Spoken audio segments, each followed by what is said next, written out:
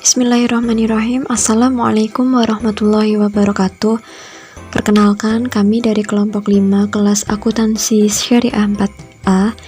Dalam kesempatan kali ini, kami akan membahas mengenai konsolidasi dengan akuisisi pada nilai tercatat ekuitas penuh. Sebelum memulai penjelasan mengenai materi tersebut, alangkah baiknya kami memperkenalkan kelompok kami terlebih dahulu.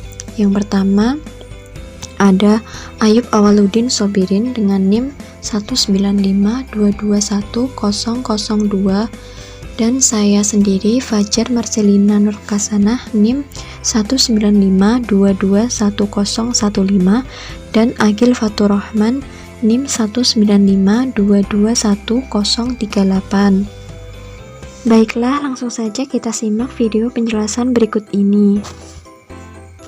Bismillahirrahmanirrahim.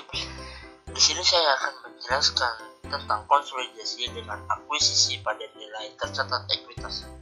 Prosedur konsolidasi menurut PSAK 65. Yang pertama, kita menggabungkan seluruh aset serta liabilitas ekuitas penghasilan, beban, dan arus kas sejenis entitas induk dengan entitas anak. Yang kedua, mengeliminasi jumlah tercatat dari investasi entitas induk pada setiap entitas anak dan bagian entitas induk pada setiap entitas anak. Yang ketiga, mengeliminasi secara penuh aset liabilitas, ekuitas penghasilan, beban, dan arus kas dalam internal kelompok usaha terkait dengan interaksi antara entitas dalam kelompok usaha. Yang selanjutnya, akuisisi dengan kepemilikan penuh. Apa itu akuisisi dengan kepemilikan penuh? Di mana perusahaan induk menginvestasikan uangnya sebesar nilai tercatat ekuitas kepada perusahaan anak yang menyebabkan perusahaan induk memiliki perusahaan anak keseluruhan. Biar lebih jelas ya, kita langsung ke contoh soal. PT Nusantara membeli seluruh saham PT Andalas seharga 1.200.000.000 pada saat diakuisisi. Dia diketahui bahwa nilai wajar aset serta liabilitas PT Andalas sama dengan nilai tercatatnya seperti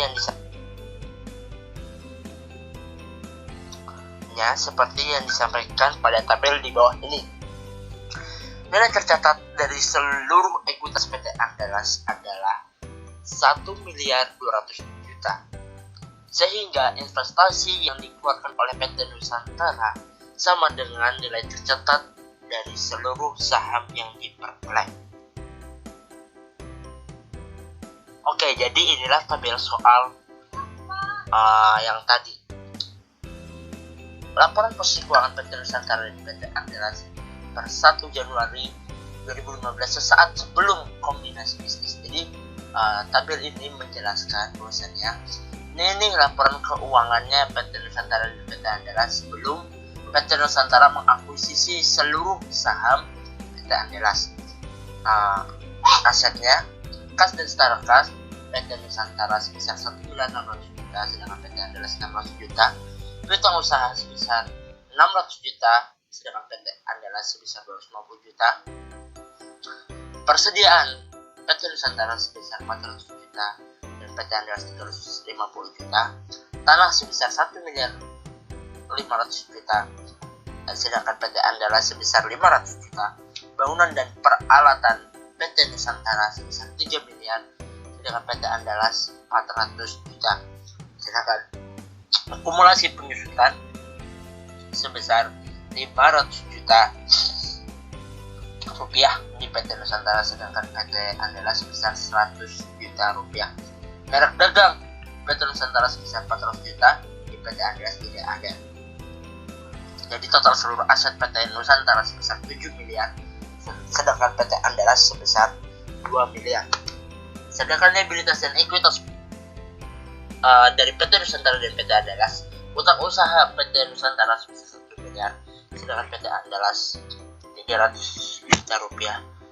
Utang obligasi PT Nusantara sebesar 1,5 miliar, sedangkan PT Andalas sebesar 500 juta. saham biasa PT Nusantara sebesar saham biasa PT Nusantara sebesar 3 miliar, sedangkan PT Andalas 800 juta rupiah, dan saldo laba PT Nusantara sebesar 1,5 miliar, sedangkan PT Andalas sebesar 400 juta rupiah. Jadi total liabilitas dan ekuitas dari PT Nusantara sebesar 7 miliar dan PT Andalas sebesar 2 miliar.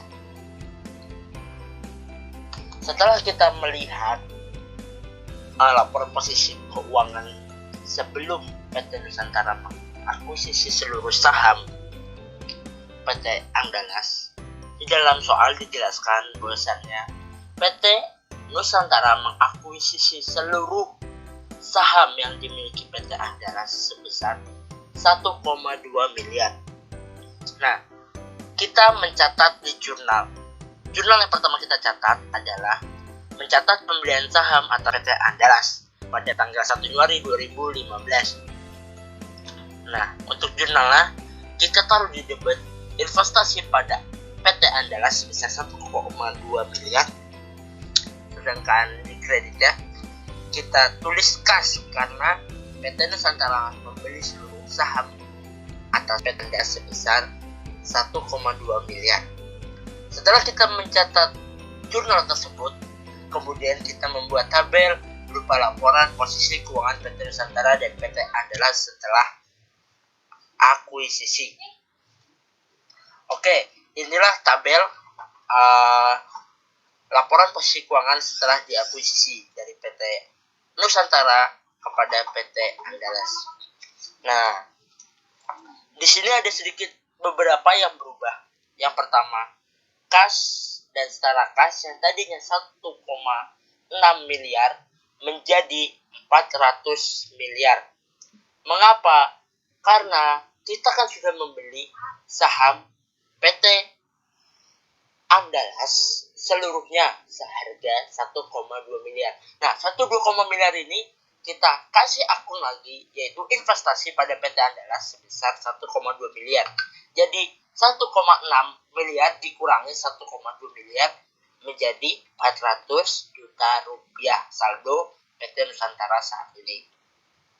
Nah, setelah itu tidak ada yang berubah, tetap piutang usaha tetap 600 juta, persediaan tetap 400 juta, tanah tetap 1,5 miliar, bangunan dan peralatan tetap 3 miliar, akumulasi penyusutan tetap 500 juta, dan merek dagang 400 juta. Yang kita tambahkan hanyalah investasi pada PT Andalas saja. Oke. Setelah kita membuat laporan keuangan yang telah kita akuisisi, kita membuat jurnal eliminasinya. Nah, inilah jurnal eliminasinya.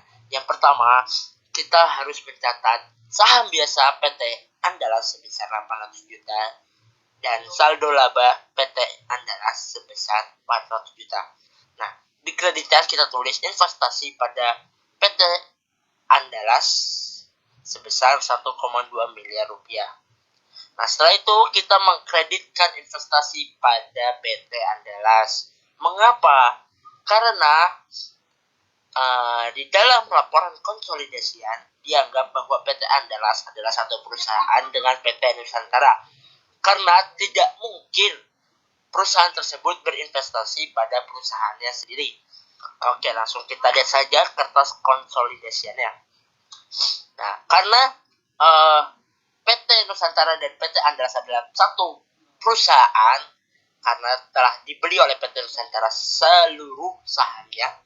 Jadi kita tambahkan kas dan setara kasnya PT Nusantara dan PT Andalas. 400 ditambah 600 jadi 1 miliar dan seterusnya. Kita tambahkan 600 ditambah 250 juta jadi 850 juta rupiah. Persediaan sama, kita tambahkan 400 juta ditambah 350 juta menjadi 750 juta. Nah, tadi kita akan menghilangkan atau mengeliminasi investasi pada PT Andalas sebesar 1,2 miliar. Nah, 1,2 miliar ini kita taruh di kredit supaya hilang atau tereliminasi. Oke. Nah, sama yang di saham biasa dan saldo laba juga seperti itu. Kita mengeliminasi saham biasanya PT Andalas dan saldo laba PT Andalas. Nah, kita kurangi, kita taruh di debat 800 juta rupiah dan 400 juta rupiah. Jadi, saham biasa yang dimiliki PT seluruh PT Nusantara atau PT Induk sebesar 3 miliar. Sedangkan saldo labanya sebesar 1,5 miliar rupiah.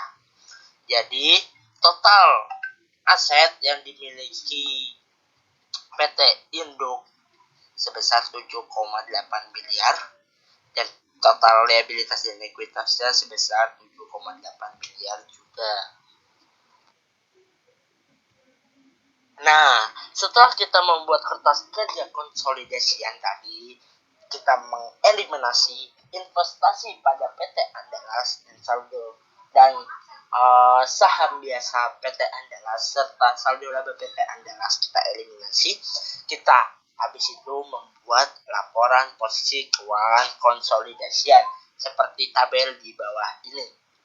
Nah, laporan posisi keuangan konsolidasian PT Nusantara dan PT Andalas, laporan posisi keuangan konsolidasian per 1 Januari 2015. Aset kas dan setara kas. Tadi kan di laporan kertas kerja konsolidasian, total seluruh aset yang dimiliki PT Nusantara dan PT Andalas sebesar 1 miliar rupiah. Kita masukin aja angka-angka yang tadi kertas konsolidasian tadi. Kita masukin kas dan setara kas sebesar 1 miliar, piutang usaha sebesar 850 juta, persediaan sebesar 750 juta, tanah sebesar 2 miliar, peralatan dan bangunan sebesar 3,4 miliar. Kita kurangi dengan akumulasi penyusutan 600 juta menjadi 2,8 miliar. Terus top merek dagang sebesar 400 juta. Jadi total aset yang dimiliki PT Nusantara dan PT Andalas adalah 7,8 miliar. Sedangkan liabilitasnya, utang usaha dan utang obligasinya itu utang usahanya sebesar 1,3 miliar. Sedangkan utang obligasinya sebesar 2 miliar saja. Sedangkan ekuitasnya, saham biasanya yang tadinya 3,4, kita lihat, yang tadinya saham biasanya itu 3,8 menjadi 3 miliar saja. Sedangkan saldo labanya yang tadinya 1,9 miliar menjadi seluruh saldo laba yang dimiliki PT Nusantara dan PT Andalas sebesar 1,5 miliar saja. Jadi total liabilitas dan ekuitas sebesar 7,8 miliar. Konsolidasi setelah terjadinya akuisisi. Sebagai implikasi dari dilakukannya aktivitas operasional bisnis oleh masing-masing entitas yang terlibat dalam kombinasi bisnis, maka setiap entitas akan membuat laporan keuangan masing-masing. Proses konsolidasi setelah terjadinya akuisisi akan dilakukan untuk mengkonsolidasikan laporan-laporan keuangan yang disajikan oleh masing-masing entitas dalam konsolidasian. Laporan keuangan konsolidasian dimulai dengan menyiapkan laporan laba rugi komprehensif, kemudian laporan perubahan modal konsolidasi, laporan posisi keuangan konsolidasi, dan laporan arus kas konsolidasi. Sebagai contoh, konsolidasi pada akhir tahun 2015 menunjukkan transaksi sebelumnya. Selama tahun berjalan, PT Nusantara mengumumkan dan membagikan dividen sebesar 300 juta. Sedangkan PT Andalas mengumumkan dan membagikan dividen sebesar 50 juta. Selain itu, selama tahun berjalan, PT Andalas melaporkan perolehan laba bersih sebesar 200 juta. Nah, sini kita akan mencatat jurnal penerimaan dividen dari PT Andalas dengan kas pada debit dan kreditnya investasi pada PT Andalas sebesar 50 juta. Kenapa 50 juta? dikarenakan di sini akuisisi dengan kepemilikan penuh. Kemudian ini jurnal untuk mencatat pengakuan penghasilan dari PT Andalas. Di debit ada investasi pada PT Andalas sebesar 200 juta. Kemudian di kredit ada bagian laba atas PT Andalas besar 200 juta. 200 juta ini dari sini. Kenapa 200 juta? Karena kepemilikan penuh. Kemudian kita akan membuat jurnal eliminasinya. Nah, di sini untuk mengeliminasi pengakuan penghasilan dari PT Andalas,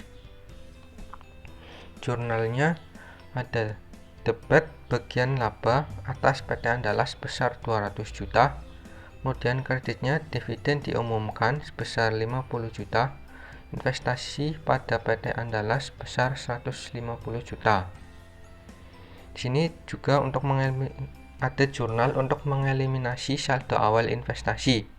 Saham biasa PT Andalas sebesar 800 juta di debit, saldo laba di debit 400 juta, investasi pada PT Andalas sebesar 1,2 miliar. Kemudian ini diposting ke dalam kertas kerja konsolidasian.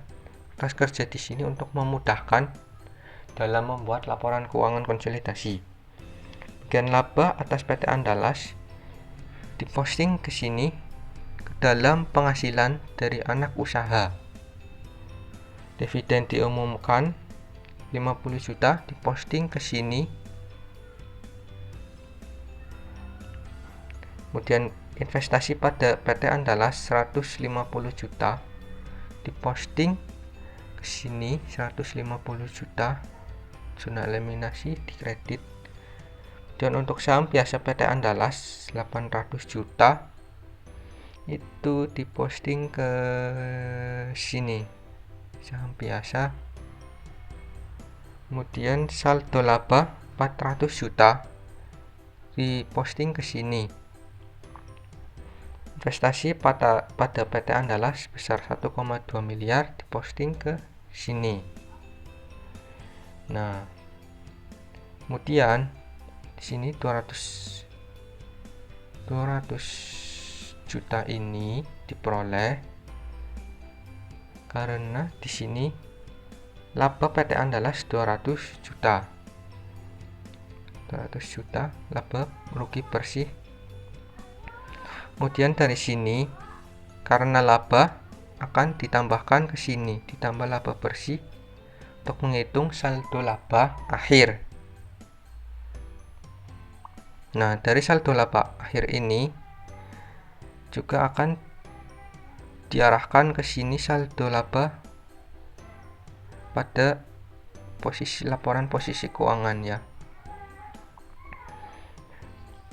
Kemudian ini 50 juta ini dari dividen, karena dividen itu mengurangi saldo laba ya. Dari sini akan diarahkan juga ke sini pada saldo laba dalam laporan posisi keuangan. Untuk perhitungannya, di sini penghasilan dari anak usaha, penghasilan karena penghasilan itu kredit. Kemudian di sini jurnal eliminasinya debit sehingga laporan konsolidasi 0. Dan di sini, nah ini bukan ini ya, hasil konsolidasi ini dari 5 miliar 675 juta dikurangi 4 miliar 875 juta, hasilnya 800 juta. Bukan dari sini, perhitungannya bukan dari sini tapi dari laporan posisi keuangan sini, konsolidasi. Kemudian ini saldo laba awal juga dari saldo laba awal kan itu kredit ya, kredit sebesar 1,5 miliar daripada Nusantara dan PT Andalas 400 juta. Nah, kemudian curahan eliminasinya di sini 400 juta di debit, sehingga laporan konsolidasian besar 1,5 miliar. Di sini juga sama, perhitungan di bawah-bawahnya juga sama seperti itu.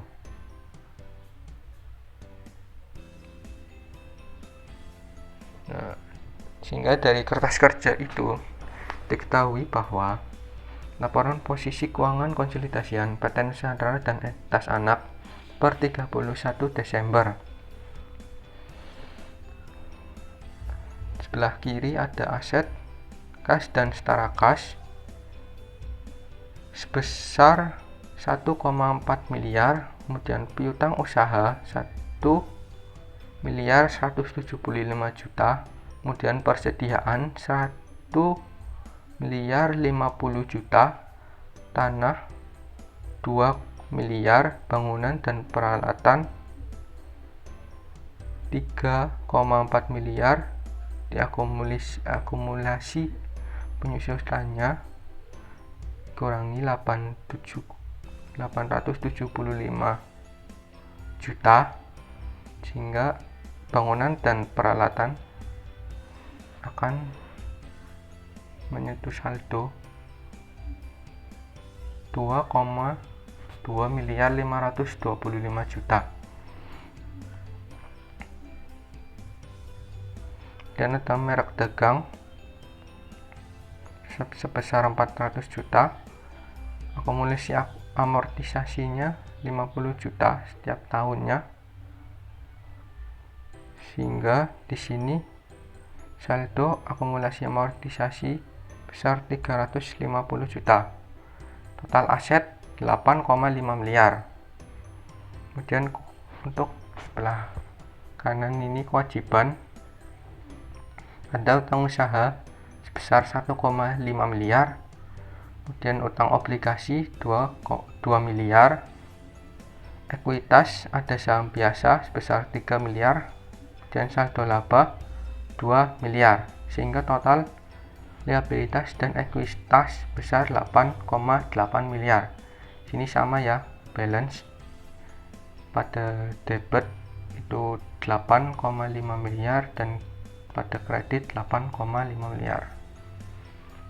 Kemudian saya akan menjelaskan materi mengenai konsolidasi pada periode setelah akuisisi. Sebenarnya pada prinsipnya itu, prosedur yang dijalankan untuk menyusun laporan keuangan konsolidasian pada tahun setelah akuisisi adalah sama dengan prosedur yang dilakukan pada saat menyusun laporan keuangan konsolidasian pada akhir tahun terjadinya akuisisi. Tetapi dalam hal ini ada hal-hal yang harus diperhatikan, terutama memastikan bahwa saldo laba konsolidasian awal digunakan pada akuisisi periode tersebut itu merupakan saldo laba konsolidasian akhir pada periode sebelumnya. Nah, dari pengertian mengenai prosedur konsolidasi setelah akuisisi tersebut, berikut ini kami sajikan mengenai kasus konsolidasi antara dua perusahaan. Yang pertama ada PT Nusantara dan yang kedua ada PT Andalas. Nah, berikut ini adalah tabel neraca saldo pada tahun 2016. Pada PT Nusantara, saldo akhir neraca saldo senilai 15 miliar. Sedangkan pada PT Andalas senilai 3,3 miliar. Disajikan pada tabel tersebut, maka dapat kita ketahui bahwa PT Nusantara juga akan mencatat jurnal-jurnal sebagai berikut. Misalnya itu PT Nusantara juga akan mengakui dividen yang dibagikan oleh PT Andalas. Nah, dari tabel neraca saldo tersebut terdapat dividen pada PT Andalas senilai 100 juta rupiah. Maka untuk jurnalnya itu adalah kas pada investasi pada PT Andalas sebesar 100 juta rupiah. Nilainya itu tetap senilai 100 juta rupiah karena dalam hal ini kita menggunakan akuisisi dengan kepemilikan penuh, sehingga dari nilai tersebut yaitu sebesar 100 juta rupiah maka kita kalikan dengan 100% karena dengan akuisisi penuh. Selain adanya pencatatan jurnal atas penerimaan dividen dari PT Andalas, ada juga informasi bahwa selama tahun berjalan PT Andalas melaporkan perolehan laba bersih sebesar 250 juta. Kemudian atas laba bersih yang dilaporkan ini, PT Nusantara itu sebagai pemilik dapat mengakui perolehan pendapatan sebesar porsi kepemilikan atas PT Andalas berdasarkan metode ekuitas. Porsi kepemilikan atas PT Andalas itu sebesar 100%, sehingga kita akan mencatat pengakuan penghasilan dari PT Andalas sebesar laba bersih, yaitu sebesar 250 juta. Nilai 250 juta ini kita tulisnya tetap nilainya adalah sama karena kembali lagi pada materi pada kelompok kami, yaitu mengenai akuisisi dengan kepemilikan penuh, sehingga porsi kepemilikan atas PT Andalas tersebut adalah sebesar 100%. Selanjutnya dari data yang tadi, kita akan membuat jurnal eliminasi. Nah, jurnal eliminasi ini yang pertama itu ada mengenai eliminasi atas pembagian dividen. Kemudian ada juga eliminasi atas saldo awal investasi. Nah, karena tadi saldo bagian laba itu ada di sebelah kredit, ini ya sebelah kredit senilai 250 juta, sehingga kita akan mengeliminasinya. Sehingga kita perlu memindahkan dari yang semula di posisi kredit, sehingga saat eliminasi kita pindahkan posisi bagian laba atas PT Andalas berada di sebelah debit senilai 250 juta. Kemudian sebelah kreditnya itu ada dividen yang diumumkan. Nah, nilainya itu sama sebesar dividen yang telah diakui, yaitu senilai 100 juta rupiah. Kemudian dari sisanya, yaitu senilai 150 juta itu kita akui sebagai investasi pada PT Andalas dengan posisinya ada di sebelah kredit. Nah, kemudian kita juga akan mengeliminasi saldo awal investasi. Nah, pada bagian debit itu ada saham biasa PT Andalas. Kemudian bagian kreditnya ada saldo laba dan juga ada investasi pada PT Andalas. Nah, dari angka-angka ini kita peroleh pada informasi neraca saldo yang telah disajikan di awal tadi. Kemudian nilai investasi pada PT Andalas ini senilai 1.350 juta kita peroleh dari saldo investasi pada 31 Desember 2015 yang kemudian dijadikan sebagai saldo awal per 1 Januari 2016, nilainya sebesar 1.350 juta rupiah. Nah, mengapa kita perlu melakukan eliminasi antara pengakuan dividen dan saldo laba? Karena jurnal eliminasi ini perlu untuk dibuat agar menghapus kepemilikan dari PT Nusantara sebagai entitas induk atas PT Andalas. Nah, di sini PT Andalas itu sebagai entitas anak serta ekuitas atau aset bersih dari PT Andalas pada awal periode konsolidasi. Ini ada tabel 3.8 yaitu mengenai perhitungan jurnal eliminasi per 31 Desember 2016. Jurnal ini menunjukkan perhitungan eliminasi untuk proses konsolidasi atas laporan keuangan milik PT Nusantara atas akuisisi seluruh kepemilikan PT Andalas untuk tahun kedua setelah pengakuisisian. Jadi yang pertama itu ada saldo pada 1 Januari 2016 senilai 1.350 juta rupiah. Nah, nilai sebesar 1.350 juta rupiah ini kita peroleh dari saldo per 31 Desember 2015, maka kita akan mencatatnya menjadi saldo awal pada 1 Januari 2016, nilainya sama. Kemudian ada laba bersih, sehingga kita tambahkan dengan laba bersihnya. Kemudian kita kurangkan dengan dividen. senilai 100 juta, sehingga memperoleh saldo akhir pada 31 Desember 2016 itu senilai 1.500.000.000 rupiah.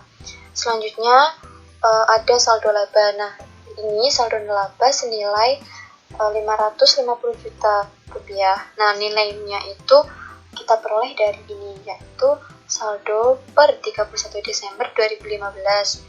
Sehingga kita catat di sini nilainya sebesar 550 juta rupiah. Kemudian kita tambahkan dengan laba bersih sebesar 250 juta dan kita kurangkan dengan dividen senilai 100 juta rupiah sehingga memperoleh saldo laba per 31 Desember 2016 itu sebesar 700 juta rupiah.